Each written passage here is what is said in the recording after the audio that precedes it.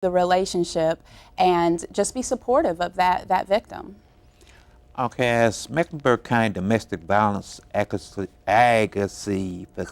Oh, It's a tricky word, isn't it? you co-chair. I do. What made you want to decide to be in that organization? Well, Charlotte's Domestic Violence Advocacy Council has been around for years.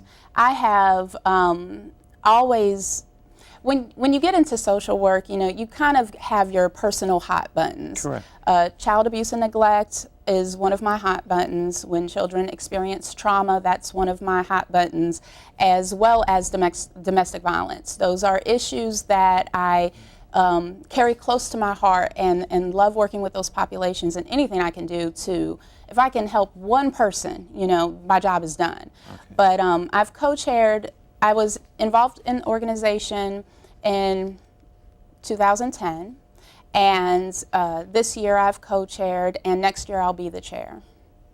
And we do great things. We have monthly meetings, we have lunch and learns where professionals can come, bring their lunch, and we'll have speakers from the community come and talk about domestic violence and how it relates to our professions and our direct work with clients. And we really try to get our word out and make the community aware that this is a situation that occurs too often, and it doesn't have to be a professional that puts forth effort to end the violence. It can be anybody, and our meetings are open to the public as well as professionals. Okay, let's talk a little bit about your family. I know we talk about, because I know they have a lot to do with yourself.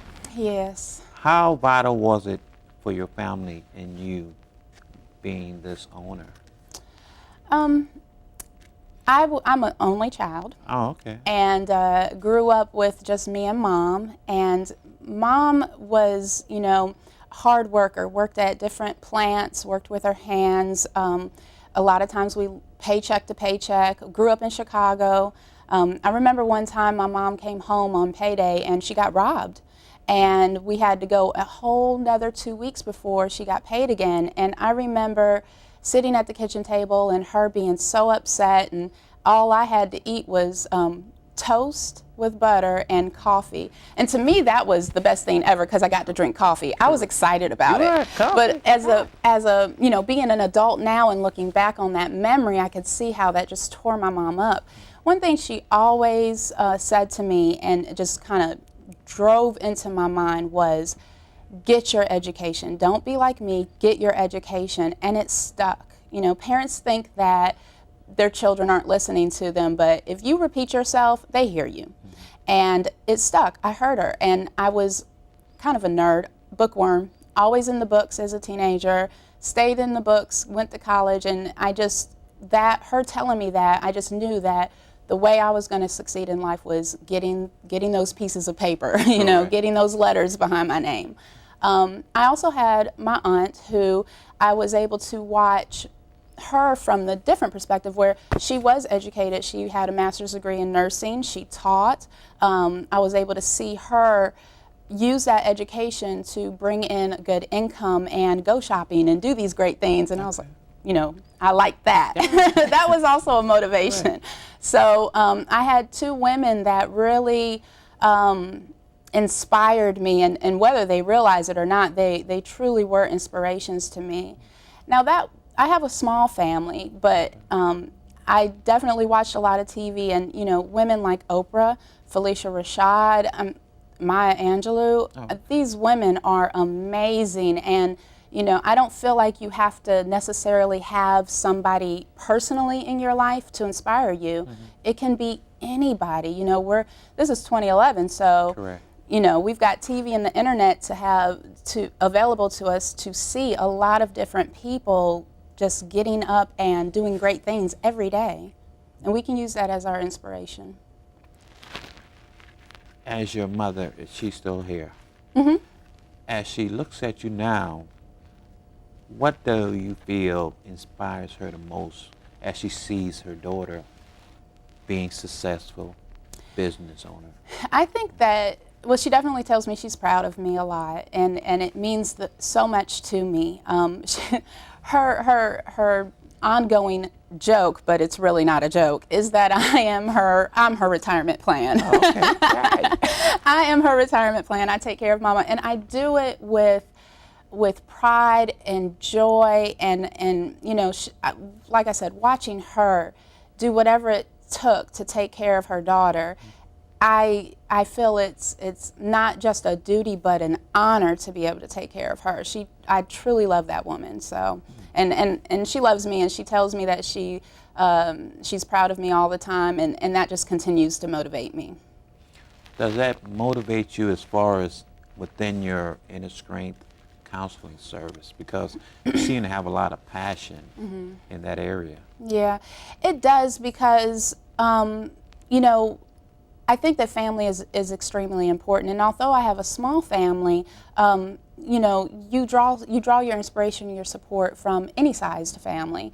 And one thing that we like to do at Inner Strength is have family sessions, because one person is not an island, and you know, I can work with a child on their behavioral issues, but at the end of the day, I have to work with mom and dad as well to help keep those improved behaviors going on at home. And so we work with families to help, you know, keep those bonds strong, or redevelop the bonds, and also help parents with how do you parent a child who has ADHD? How do you parent a child that has oppositional defiant disorder? You know, children don't come with manuals. Sure. and especially when they have a behavioral or emotional disorder, that makes it even tougher as a parent. And then you add the parent maybe being a single parent or having two jobs or other children to care for, and this one child has these issues. You know, they need a lot of support themselves. I know your program, I know is it small or large? It's small. We have myself, and I'm the owner, clinical director, janitor, secretary, you name it. And then we have Alicia Smalls, who is a provisionally licensed therapist. And then we have Danielle Sample-Raggins, who is the certified substance abuse counselor and parent educator. We have Carolyn Boyd, who is a licensed clinical social worker as myself. And that's all we have. We do accept interns. We had an intern from UNC Charlotte in the social work department. Next semester we will have an intern from Johnson C. Smith, where I also teach. And we also have Dr. Lee Gray, who is our medical consultant. And so when we sit down and we do an assessment, a mental health assessment with a client, he will then review that assessment and make sure that, you know, we're clinically on point, as well as making sure that the services we provide are medically necessary. How vital is it to have staff members that you have that have the same passion in your type of service? It is invaluable. I tell my staff all the time, I love you. I don't know what I'd do without you.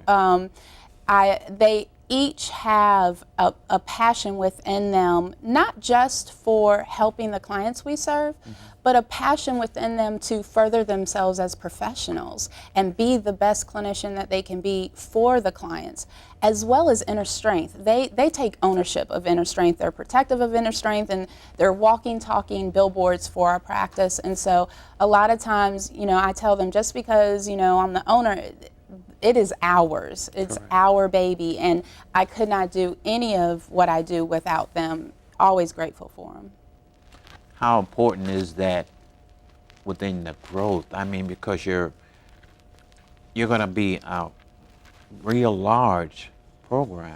Well, I have a tendency to get ahead of myself a lot, because I am quite ambitious. I have a lot of goals that I'm working to achieve within Inner Strength and outside of Inner Strength. But I do have to remind myself, one day at a time, one task at a time, because I'm usually doing 100 million things at once. But at the end of the day, when Inner Strength is complete in its creation process, I hope to have several locations. I would like to have a location, keep our location where we are, and then maybe venture out to other counties and continue our legacy throughout the state and maybe even outside of the state. For the viewing audience, where are you located at now? We are at 3139 Amity Court, Suite 200, and that is near the intersection of Milton Road and Sharon Amity. Okay, your insurance policies, I mean, because I know a lot of people that have insurance. Right. We accept Medicaid, Medicare, NC Health Choice, and Aetna. We're out of network for Blue Cross Blue Shield. We do accept self-pay clients, but we try to, and then of course with the growth, we're always trying to apply to new insurance agencies to become participating providers. That sometimes can be challenging in this day and age with all the insurance issues, but like I said, one task at a time, so I'll fill out the paperwork and send it off and hope for the best. How vital is it for collaborations with other programs? It is essential. As much as I love Inner Strength, as much as I pride myself on having Inner Strength be a standing above the rest, I know that we cannot do it by ourselves. We partner with The Right Choice, which is an enhanced services agency, and they provide intensive in-home services and community support team services. So we don't necessarily provide those services, we only do outpatient therapy. So for a client who may come to us and have more intensive needs, we would refer them to The Right Choice, and ethically speaking, that is the right thing to do. And that is extremely important to me. In addition to that, we work with Boys and Girls Club, where we actually will go to their after-school program and work with children there, because again, transportation can sometimes be an issue, and so if we can see a child at their after-school program versus an 8 o'clock appointment when they finally get home, Correct. you know, we will do that. We definitely like to, we do refer out to Star Med for medication management. We don't do medication management in our office, so it is important that if a client does need some type of antidepressant or an ADHD medication, then we refer them to Star Med. And one of the great things that we do with all of the agencies that we collaborate with is we maintain our communication. We receive a lot of referrals from Department of Social Services, and so we work with them as well. We're running out of time, Ms. Codrington. Okay. I really appreciate you coming to the show, and anytime you want to Thank you come for back, you're having more me. than welcome. Viewing artist, Ms. Robyn Codrington, Inner Strength Counseling Service. Thank you for watching the show, and you be encouraged. Thank you.